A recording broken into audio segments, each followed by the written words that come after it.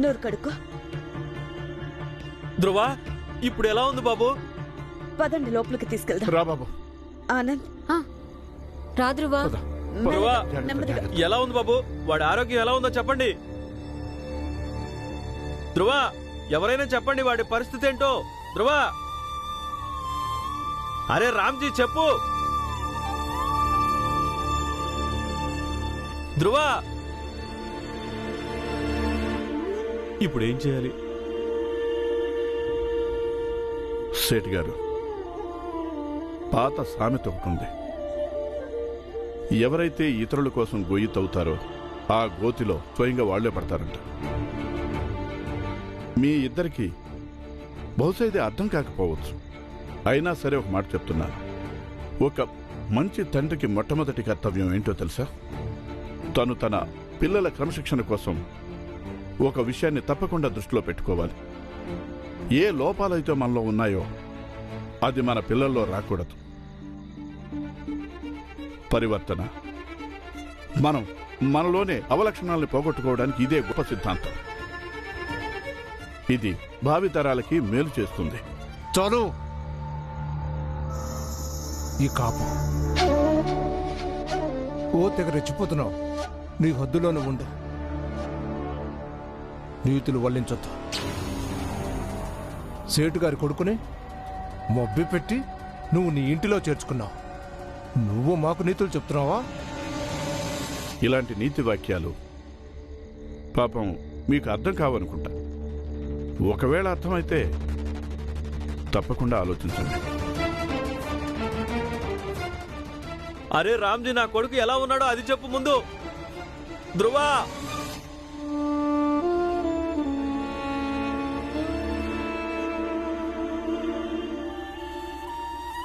వాంతి చేసుకున్నాడు, తగ్గిపోతుంది. సేట్ గారు, ఇది తెలుసుకొని చాలా సంతోషపడుతున్నాను. మీరు ఎలాంటి వారైనా ఒక తండ్రి మనసు కూడా ఉంది.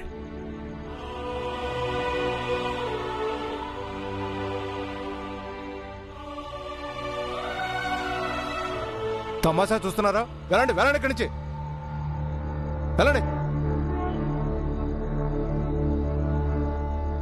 సేటు గారు, వాడి ధైర్యం చూసారా మీరు? మనల్ని అవహేళన చేసి వెళ్ళాడు. ఒకవైపేమో మీ అబ్బాయిని మభ్యపెట్టి పావులా వాడుకుంటున్నాడు, ఇంకోవైపు మనల్ని విమర్శిస్తున్నాడు. సేటు గారు, నేను మీ అబ్బాయిని వీళ్లతో పాటు చూసినప్పుడు నా రక్తం మరిగిపోతుంది. సేటు గారు, తెలియట్లేదు అసలు మిమ్మల్ని మీరు ఎలా అదుపు చేసుకుంటున్నారో. అన్నట్టు సేటు గారు, ఇది మీకు చాలా చక్కటి అవకాశం. మీ మనసుకు తగిలిన గాయాన్ని మాన్పించుకోవడానికి. మొత్తం అన్నీ మర్చిపోండి సేటు గారు. ఇప్పుడు కేవలం ఒకటే విషయాన్ని ఆలోచించండి. మీ అబ్బాయి ఎలాగైనా ఈ పోటీ గెలవాలి. చూడు మంగేష్, మనం ధ్రువని గెలిపించడం చాలా అవసరం. ధ్రువ, ఇప్పుడు ఎలా ఉంది? బానే ఉందా నీకు? ఇదిగో, ఇది తాగించు. బాబు తాగాడంటే కాస్త కూస్తో ప్రభావం ఉన్నా పొద్దున కల్లా తగ్గిపోతుంది. లేనన్నా, నెమ్మదిగా నెమ్మదిగా. బాలా,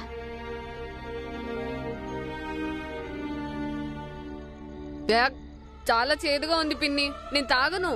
తెలుసు. వద్దు. తాగు బాబు, మందు చేదుగానే ఉంటుంది.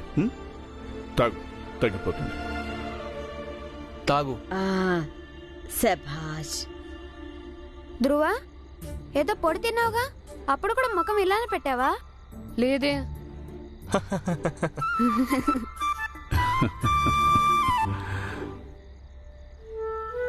వాడంతేలే, నువ్వు తాగు. చాలు పిన్ని. చాలదు, రేపు కూడా తాగాల్సి ఉంటుంది. అప్పుడే మామూలుగా అవుతావు. బాజా కూడా వాయించాలి. ఉండు, నీకోసం మంచినీళ్ళు తీసుకొస్తాను. నువ్వు నవ్వాపు. ధ్రువ, నన్ను క్షమించు. ఎందుకు? ఏమైంది? నువ్వు ఇందాక మీ నాన్న దగ్గర నుంచి అప్పుడు తీసుకున్నప్పుడు నేను అక్కడే ఉన్నాను. ఆ క్షణంలో నీ మీద నేను సందేహపడ్డాను. బాలా అనే భోజనంలో నువ్వు నిజంగానే అది కలుపుతావని.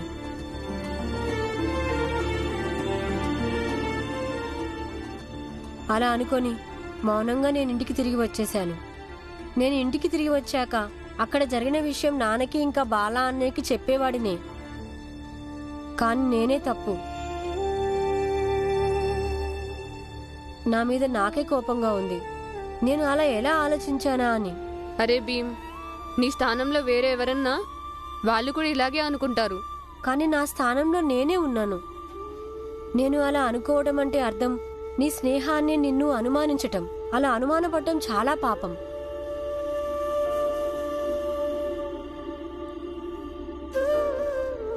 అరే ఏమైంది?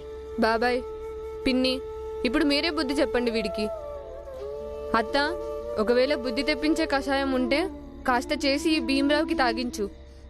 ప్రతిదానికి అతిగా ఆలోచిస్తాడు.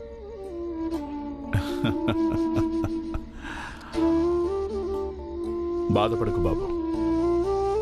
అనుబంధాల్లో అపనమ్మకాలు కలగడం అనేది సహజమైన విషయమే.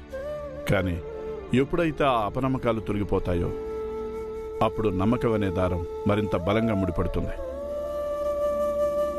అందుకని ఈ రోజు నుంచి మీ ఇద్దరి స్నేహం ఇంకా బలపడుతుంది. సరేనా? అవును భీమ్, ఇప్పుడు నీ స్నేహం కోసం నేను నా ప్రాణం కూడా ఇచ్చేస్తాను. నేను కూడా ధ్రువ.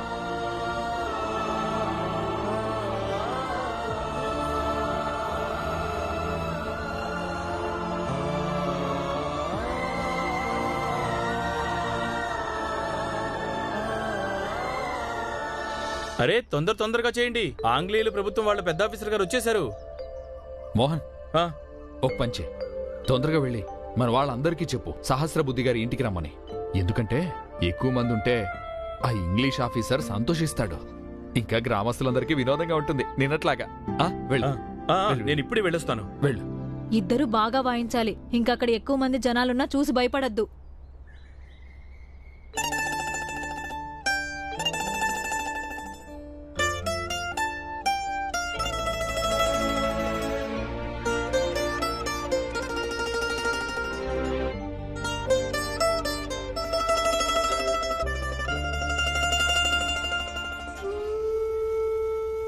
అయ్యో పిన్ని, నువ్వెందుకు ఏడుస్తున్నావు?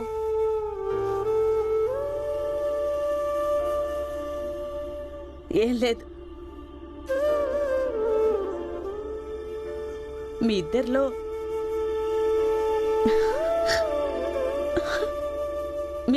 ఎవరో ఒకరు ఈ రోజు తర్వాత ముంబై వెళ్ళిపోతారుగా.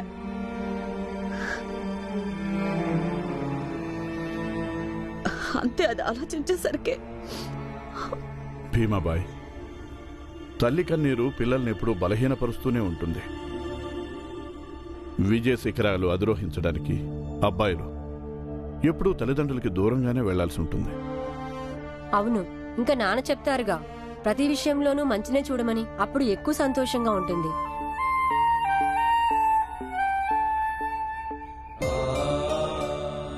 అందుకే నువ్వెప్పుడు ఇది ఆలోచించు. బాలా అన్నయ్య గాని ధ్రువ గాని ఎవరు గెలిచినా సరే గెలుపు మాత్రం నీదే అవుతుంది.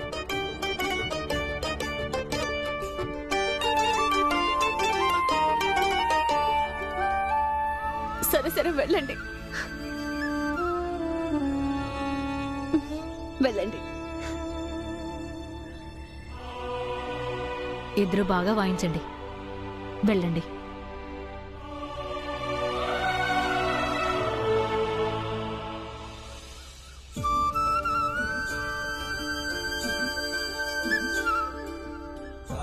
ఇద్దరు బాగా వాయించండి.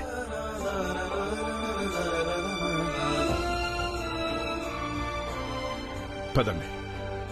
అరే ఆగండి, దండలు వేసుకోండి. ఇక పదండి.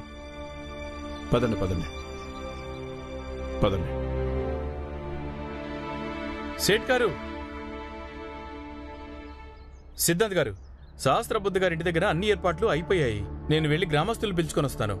సరే వెళ్ళు. సెట్ గారు దండ తీసుకొచ్చాను, బ్రహ్మాండంగా స్వాగతం చెబుతాం. అది సరే గాని ముందు ఇదే ఆలోచించండి, ధ్రువ ఎలా గెలుస్తాడన్నది. ధ్రువ గెలవడు. మీ అబ్బాయి ధ్రువ ఎప్పటికీ గెలవడు సేటు గారు. కానీ ఈరోజు ఇది చూస్తుంటే భలే ఆనందంగా ఉంది. ఏ జాతి వాళ్ళనైతే కనీసం కన్నెత్తి చూడటానికి కూడా పాపం అనుకుంటారు మీరు, అలాంటిది ఈరోజు ఆ జాతికి చెందిన అబ్బాయితో మీ అబ్బాయిని పోల్చుకుంటున్నారు. సేటు గారు, సిద్ధాంత్ గారు, ఇంగ్లీష్ ప్రభుత్వ అధికారులు వచ్చేసారంట. రండి, స్వాగతం పలుకుదాం. అదిగో వచ్చేస్తున్నారంట. ఇప్పుడు ఎలా? సిద్ధాంతి గారు, ఇప్పుడు నిర్ణయం తీసుకునే అధికారం మన జాతి వాళ్ళ దగ్గర ఉన్నప్పుడు దాన్ని ఎలా ఉపయోగించుకోవాలో మాకు బాగా తెలుసు. అదీగాక సేటు గారి గుంటనక్క బుద్ధి ఏదో కుట్ర పన్నే ఉంటుంది. సేటు గారు, సిద్ధాంతి గారు, రండి, స్వాగతం చెప్తాం. వెళ్ళండి వెళ్ళండి. నిజంగా మీరందరూ భలే వింత మనుషులు. ఎవరైతే మన చుట్టుపక్కల మన సమాజంలో ఒక భాగంగా ఉంటారో వాళ్ళకేమైనా అయితే కనీసం చూడటానికి కూడా రారు మీరు. అదే ఒకవేళ ఇంగ్లీషు వాళ్ళు ఎవరైనా వచ్చారంటే పూలదండలు పట్టుకుని వాళ్ళని కాకాపట్టానికి వెళ్తుంటారు. ఇప్పుడు ఎలాగో వెళుతున్నారు కాబట్టి మీ ఈ కోపిష్టి మొహాన్ని సరిచేసుకుని వెళ్ళండి. బుద్ధులు ఎలాగో మంచివి కావు, కనీసం మీ మొహాన్నైనా మంచిగా ఉంచుకోండి. సిద్ధాంతి గారు, సేటు గారు, పదండి.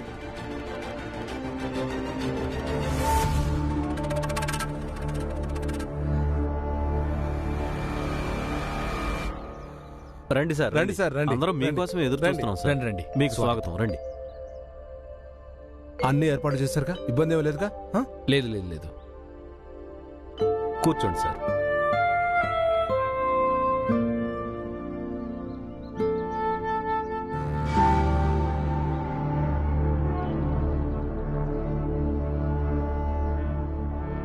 ఏయ్, ఆగండి, అక్కడే ఆగండి. లోపలికి ఎక్కడికి వస్తున్నారు? మీ అందరి చోట అక్కడ దూరంగా అక్కడికి వెళ్ళి నిలబడండి. లోపలికి కేవలం వాళ్ళు మాత్రమే వస్తారు, ఎవరైతే బ్యాండ్ వాయిస్తారు. తెలిసిందా?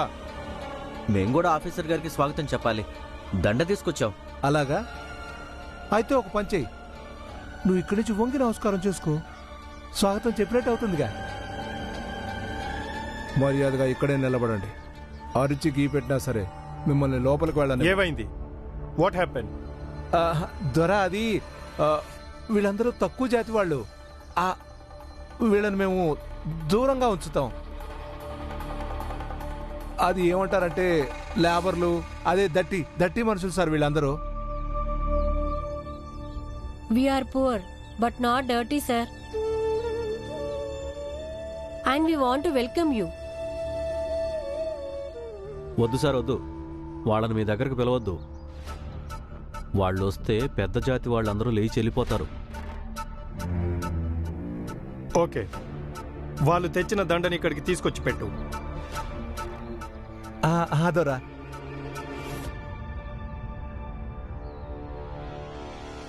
పోయినుంచి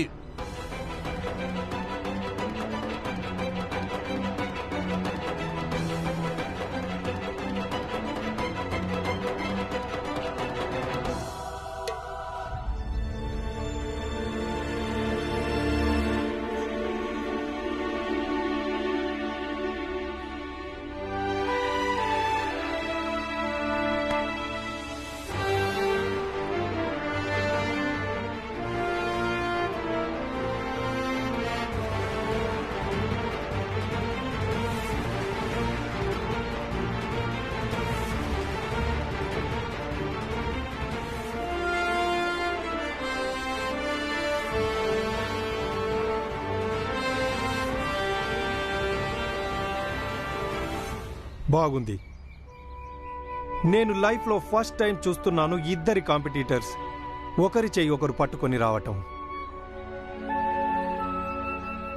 అవును, అది రామ్జీ బాబాయ్ చెప్పాడు మాకు, మనసు స్వచ్ఛంగా ఉండాలని. ఇంకా నైపుణ్య పరీక్షల్లో మళ్ళీ మాకు పోటీ ఉండదని. ఇంప్రెసివ్. ఇక మొదలు పెట్టండి.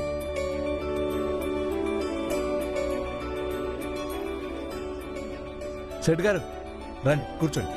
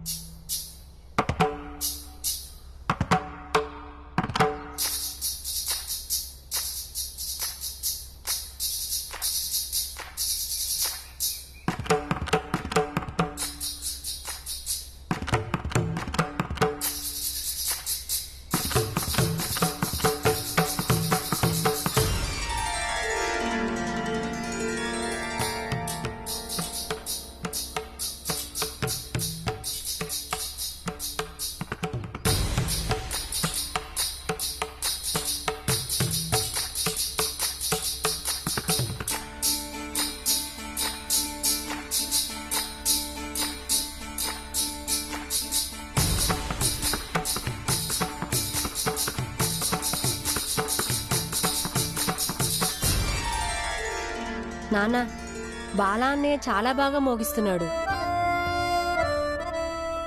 అవును బాబు, చాలా మమేకమైపోయాడు.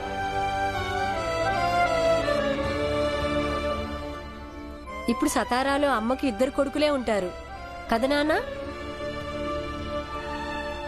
భీంబాబు, నిర్ణయం రాకముందే మనం అనుకోవడం సరికాదు. మనం నిర్ణయం కోసం వేచి చూడాల్సి ఉంటుంది.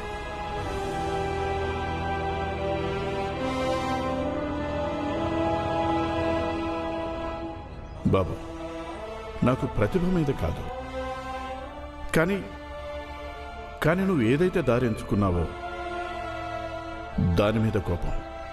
కానీ ఇప్పుడు పట్టుదలతో విజయం సాధించు. అప్పుడు ఖచ్చితంగా నేను నిన్ను చూసి గర్విస్తాను.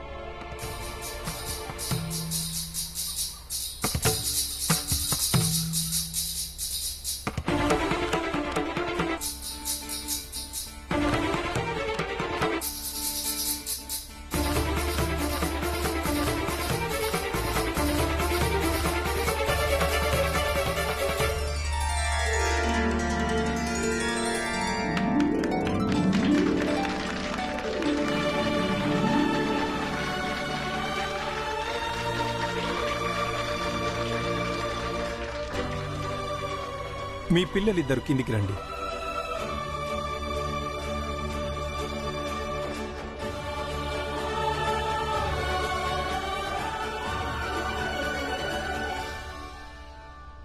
మీరిద్దరు నిజంగానే చాలా బాగా బాజా వాయించారు. కానీ ప్రస్తుతం మేం మీ ఇద్దరిలో ఎవరో ఒకరినే తీసుకోవాలి. ఆ కారణంగానే నిర్ణయం తీసుకోవటం కాస్త కష్టమే.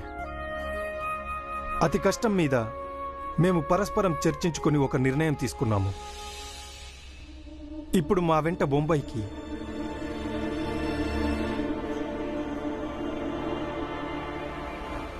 ధ్రువ వస్తాడు.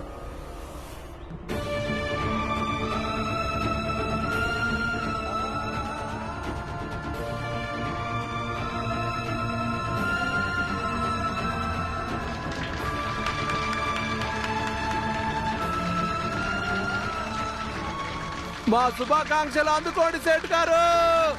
తప్పండి తప్పండి, అందరూ తప్పండి. అభినందనలు ధ్రువ బాబు, మా జాతి అబ్బాయి గెలిచాడు.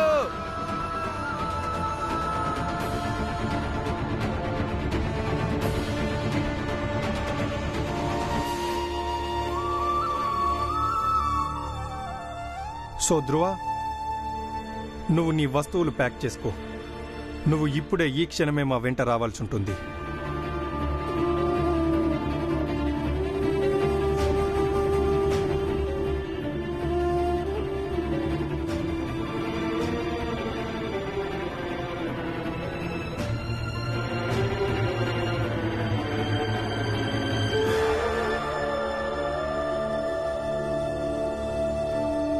మేం నీకోసం వెయిట్ చేస్తుంటాం. ధ్రువ, వెళ్ళు, నీ వస్తువులు తెచ్చుకో.